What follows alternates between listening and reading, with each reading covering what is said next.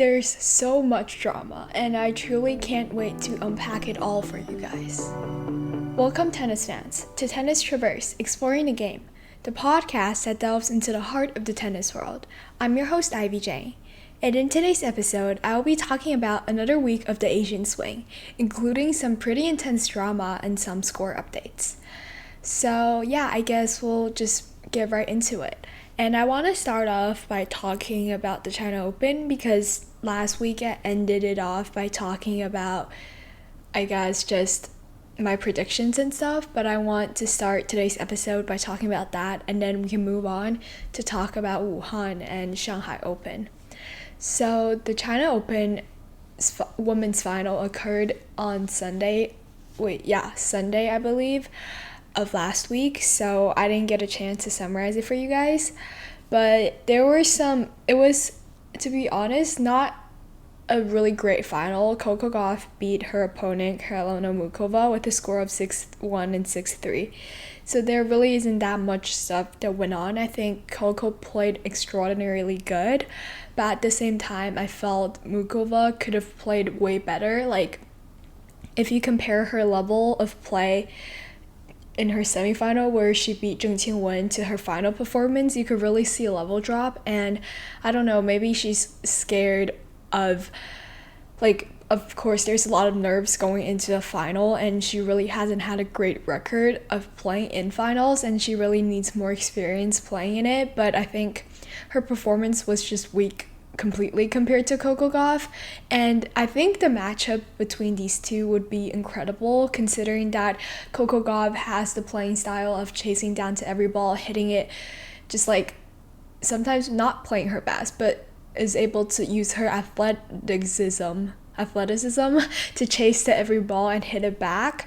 And Mukova, however, is really good at going up to the net, volleying, and I think it's just going to be a really great matchup if both of these players maintain their top level, but that did not happen. I think there were 1 or 2 rallies where I thought this was the final I've been waiting for, but apart from that, every time when Mukova hit a forehand, I was scared that she was gonna miss into her net. She just seemed sort of off. I don't know what happened, but she just seemed like when she hits the ball, it's sort of out of sync. I can't describe it, but it's just kind of weird.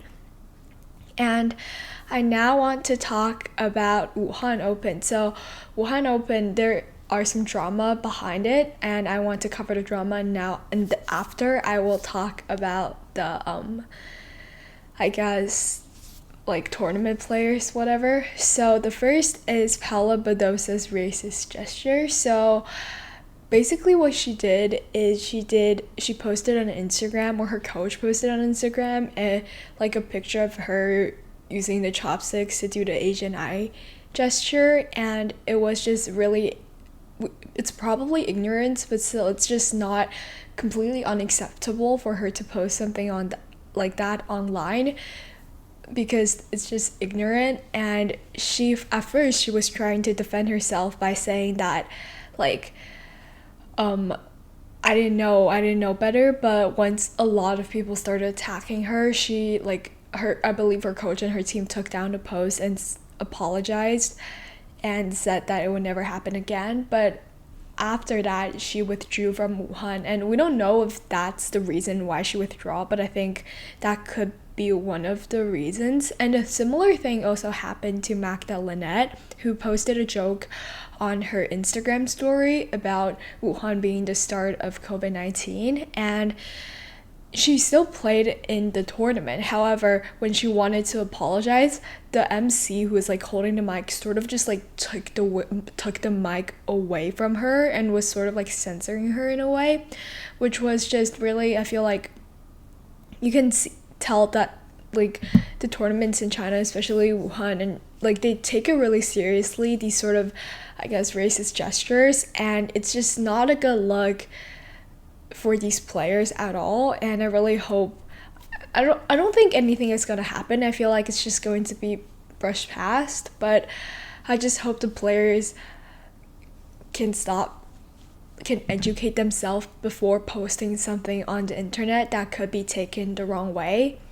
And apart from that sort of, I guess, heavy drama, I want to talk about just some tennis now. So I want to talk about Jessica Pegula. So I think, in my opinion, she's been struggling a little ever since her deep run in the US Open. So in the US Open, she made it to the final where she lost to Sabalenka.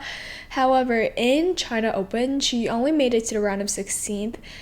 And she was having trouble beating some opponents that are, I think, relatively easy for her. For example, she beat Diane Parry in the round of 64 with a score of 6-1 and 7-4 in the second set tiebreak, which I feel like the second set is a little bit close to my comfort. And when she played against Badosa, she lost with a score of 4-6 and 0-6. She got bageled in the second set, which I think really isn't her style. I feel like sometimes, like, on the contrary to a lot of players who like would have a close first set and have like a really sort of loose second set, I feel like Pegula is the type of player to always fight until the very last point. I feel like sometimes maybe the second set score will be closer, but it was just completely not the case. I'll show you guys the highlights in the show notes, but you can see that she was just completely out of it. I think playing 7 matches in a row where she's never done so at a Grand Slam is really a lot, especially if you're from the United States and you're representing America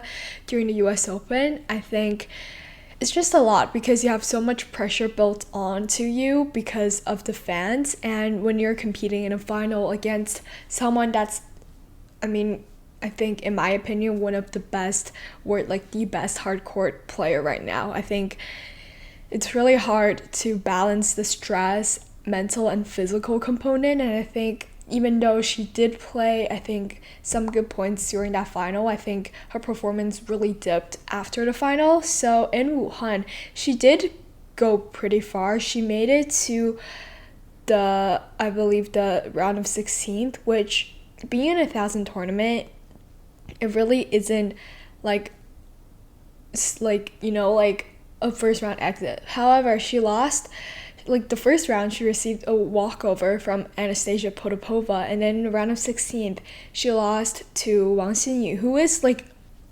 a talented player for sure, and with the Chinese crowd behind her, I think it really fueled her. But I just don't think that's the type of player that Jessica Pegula should be losing to. It just really took me by surprise because, she's been playing really well, I feel like, consecutively and going really deep. And ever after the US Open, I think maybe I underestimated how much Grand Slam tournaments are for players. And I also want to talk about, on the contrary, 3 other players who've just been playing incredibly well. So the first one being Jasmine Paolini. So Jasmine Paolini's been playing incredibly well. I think at the start of the year where she made it to the Roland Garros final, a lot of people were considering it like a one-off thing, like she couldn't maintain her form. However, I feel like after she made it to the final of Wimbledon, everyone was like, okay, there's something here. And I feel like this season is just different from her other seasons. She's currently ranked, I believe, the number 5 in the world, and she's just been playing super well. So even though she lost in the quarterfinal against Zheng Qinwen, I think she beat some incredibly talented opponent along the way, such as Aryna Sabalenka. And in the China Open, although she did lose in the round of 32, I feel like she's been doing really well in like big tournaments, if you get what I mean, like US Open, China Open, stuff like that, where she just is performing really well. And I also want to talk about Zheng Qinwen, who is playing in China, which is where she's from, and with the Chinese Olympic gold medal. I feel like she really do value her home crowd a lot, and she actually made it to the final, and she will be playing against Sabalenka. And speaking of Sabalenka, I want to talk about her match versus Coco Gauff. I did not get to watch this match, but I think I might watch the highlight later on. I will also link the highlight for you guys to enjoy, but I think Sabalenka beating Coco Gauff with a score of 1-6, 6-4, 6-4 is just sort of, in a way, a better revenge to her US Open loss last year. Because last year she was up a set, and just got completely, her game just broke down because it's more of a mental thing, but Coco was just chasing down to every ball and she just couldn't, but Sabalenka is a player who is just, like, every ball is on her racket. She gets to change the direction of the ball. She hits with so much power. And Coco, however, countered that by chasing down to every ball, and that's why Sabalenka, I felt, she like broke down a little mentally, but this, I think, was like a revenge from the US Open last year. And yeah, but I think it's pretty interesting to see this thing play out, and I really like their rivalry, sort of similar with the one between Coco Gauff and Mukova, where these two players have completely different playing styles, but when they verse each other, it makes the greatest matchups. And however, I do have a final prediction between Aryna Sabalenka versus Zheng Qinwen. I think Aryna will win in 2. I mean, I don't think there's that much to talk about, even though Zheng Qinwen is playing on her home ground. And when she played in the Olympics versus Iga, she did beat Iga out of everyone's surprise, I feel like. But, I mean, Aryna is just the best hardcore player right now on the women's tour. There's nothing to talk about. They played in the US Open, and Aryna just completely destroyed her with a score of, I believe, 6-1, 6-2, so that's just really easy for her. I really do hope this match becomes interesting though, because both of these players, I feel like, play with a lot of power, so there could be some like really short rallies, just players striking the ball beautifully. I don't know if there's going to be that much long rallies though, but I kind of see the potential in this match because they play in a similar style, and if both players are playing really well, I think it could be an entertaining match in the end. But I really hope Zheng Qinwen can step up to the level Aryna Sabalenka is at right now, even though it is really hard because Sabalenka is playing incredibly well, as I said multiple times. But I think if she can at least challenge Sabalenka a little bit, like a little by little, I feel like it would just make it an incredible match. And yeah, now I want to talk about Shanghai, and there's a lot of drama. I will also be covering the drama first, and then I will be moving on to talk about the tennis. So I want to talk about the game clock situation with Frances Tiafoe and just a bunch of players, and it's basically, I guess, let me tell you the story about how I found out. So I was on I was playing with my tennis team because it's my tennis season, and they were like, one of my friends was like, wait, Ivy, what happened with Frances Tiafoe? And I was so confused. So then I checked Instagram and he posted an apology. And then I saw him cursing out the chair umpire by a Google search. And I was like, wait, what? And after I listened to the tennis podcast, and apparently I learned so much from that I think I should tell you guys. So basically, before Shanghai Open, I think we're before the Asian swing, I'm not sure exactly when, but before, let's say, the whole Asian swing, the chair umpire gets to decide when they want to start the 25-second countdown. So in tennis, there's a 25 countdown timer. So if you start the timer, there's 25 seconds between points where player gets to get really ready, get their towel, clean up, rest, and then serve. But if you exceed that 25 seconds, you get a time violation. And if you get 2 warnings, you get a point penalty. If you get 3 warnings, you get a game penalty. And then if you get 4, you automatically loses the match. So before, it was the umpire who's choosing when to start the 25-second timer. So, for example, if it's a long point, the umpire will give the players time, to sort of slow down and start the timer where they see fit. But now the timer automatically starts after 3 seconds of the point play. So when the point's done, after 3 seconds, the timer automatically starts. So it's just a really, I feel like, peculiar situation because the chair umpires are told to enforce these rules and to just give time violations if the players are taking too long, but the players are cursing the chair umpires out because they don't get, after a long time, they get the same amount of rest they do if it's like an ace. So it's just really, I feel like, unfair to both the players and the chair umpires. And I don't know, I feel like the just 3 seconds thing isn't working. I feel like we should just go back to just the umpires deciding when to start the timer. I guess it could lead to longer matches, but if you're starting the timer 3 seconds early, like 3 seconds after every shot, we're not getting the best quality of a tennis match. It's just players who've just been exhausted and asking to continue to play without enough rest. I feel like I'm making it more dramatic, but I think it's an issue that needs to be talked about. And Zverev too, I don't know what he has with his ego. Oh my god, he blamed the chair umpire for his Grand Slam final losses. So that's just a bit out of pocket. Like, I don't think any players should be cursing out chair umpires like that, Francis Tiafoe included, and Zverev. Like, they shouldn't be blaming their own losses on the umpires. That's just completely unacceptable. Like, the umpires are not hitting the balls for you. You're hitting the shots off of your racket. So, I mean, it's just completely unacceptable to me, and I really hope the tour does something to discipline these players because the tour is just allowing this to continue to go on, and that's just not cool at all. And I also want to talk about some matches now, so let's move on from the drama. The first match I want to talk about is between Taylor Fritz and Novak Djokovic.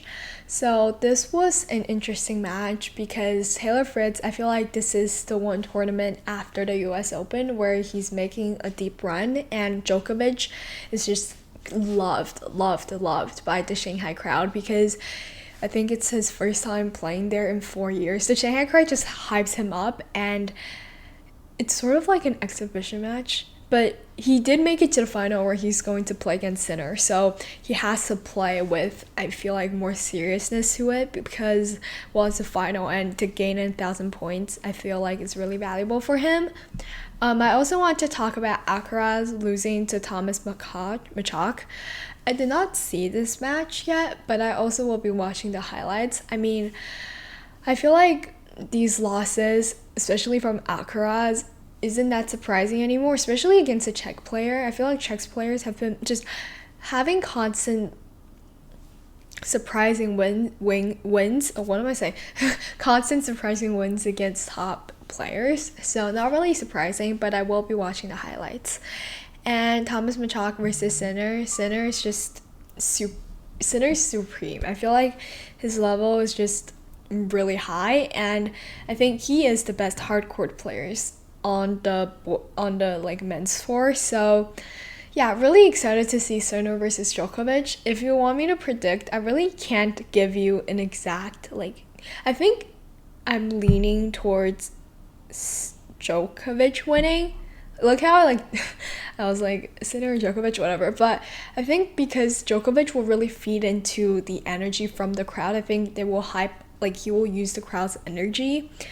And there's definitely so much more people supporting Djokovic. And Sinner, I feel like he would tense up with all the drama surrounding him of like the doping stuff. And I don't know, I just feel like Djokovic have a chance of winning this matchup more. But I feel like I'm just, I don't know, like blindly supporting Djokovic. But that also happened like during Olympics, and my friends called me crazy for supporting Djokovic, but he did win in the end. So yeah, but I guess that's all for today. I will be linking the matches I talked about in my show notes if you guys are interested. And I also want to mention that I have a newsletter that you guys can subscribe to. It posts every Sunday 4 p.m. Eastern time. If you guys are interested in that, go to my show notes as well. It's just an email to your inbox every Sunday at 4 p.m. and just it's a brief glimpse into Sunday's episode. And I will also be posting draw predictions on for Grand Slams and big tournaments as well. And I think I might be posting it for the WTA and ATP finals and also Paris Masters. So if you guys are excited and are interested in what my thoughts are, please feel free to subscribe to my Substack. I promise I will not flood your inboxes, and follow all of my social medias if you haven't already. That is Instagram and Twitter using @TennisTraverse. That is @TennisTraverse. If you're listening on YouTube, comment, like, and subscribe. If you're listening on other streaming platforms, please rate my show, and I'm really grateful for all of you guys. And next week, I think we'll move away from the Chinese tournaments and talk about the Tokyo and the Japan tournaments. So yeah, I'll see you guys next week. Goodbye.